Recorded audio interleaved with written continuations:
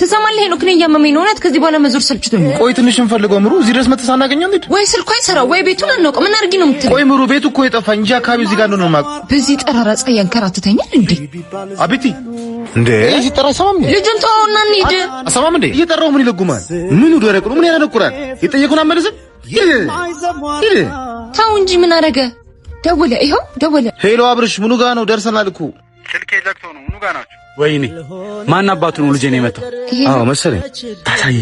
ታሳየኛል ሄኒ አብርሽ